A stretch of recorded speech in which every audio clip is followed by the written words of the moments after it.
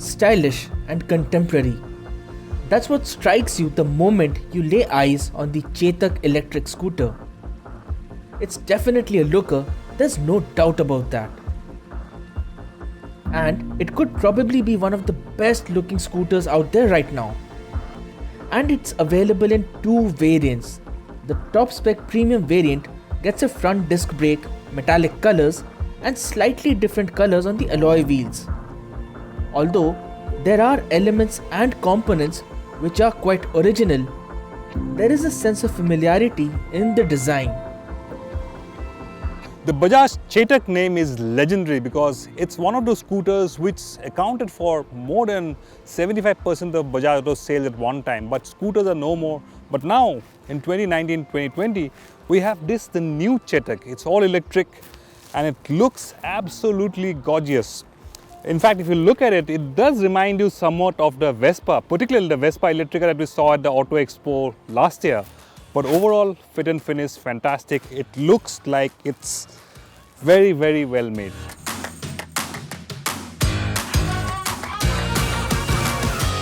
On the move, there's no sound. And it feels easy, almost intuitive in its performance and handling. The low end is not so urgent, but a twist of the throttle will see you keep up with most other traffic. It's only when you're in somewhat of a hurry that the Chetak disappoints, topping off at just 70 km per hour. The suspension is plush and the ride quality is pretty good, even over speed breakers and the occasional pothole. So for an electric scooter, the first thing that comes to mind is how do you charge it? How much can you run it on a full charge? Well, the Chetak, the new Chetak, you can charge it on a conventional home socket and you can charge it fully in about 4 to 5 hours time and it will give you about 80 kilometers range. We've been riding it all day. We've still got about 25-30 kilometers left in the range. And overall, the ride quality is very nice, very comfortable to ride.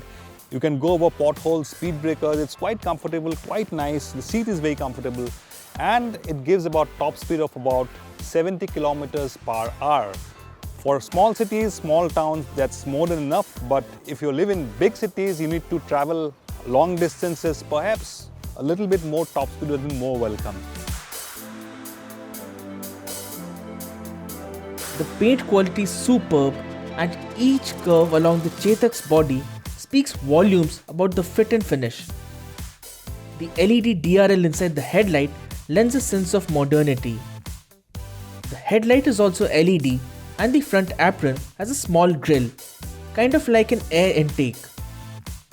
The tail section with the integrated dynamic turn indicators, like some high-end luxury cars, add a touch of quality. There's decent underseat storage and the alloy wheel design is nice, with a single-sided swing arm revealing the rear wheel on one side. The LCD screen employs a black and white theme with neatly laid out fonts. It's easy to read and everything is neatly laid out. And yes, the screen does get Bluetooth connectivity. There's a dedicated mobile app which will give you access to some additional handy features. The switches are nice and overall the Chetak is a well-built, handsome looking scooter. Now the biggest drawback of the Chetak, at least for now, is that it's available only in Bengaluru and Pune right now. But you also get a charging infrastructure, charging network in those cities right now.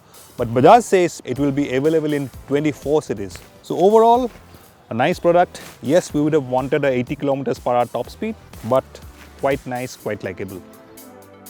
Priced at 1,15,000 rupees for the Urbane variant, the Chetak offers a comfortable, good-looking scooter which looks more like a conventional unit than a new-age high-tech electric scooter. What's left now is for the Chetak to be available across India, something which is likely to happen in another year. Its design is its biggest strength, coupled with its easy rideability. Both strong points to make the new Chetak a force to reckon with in the new age of electric scooters.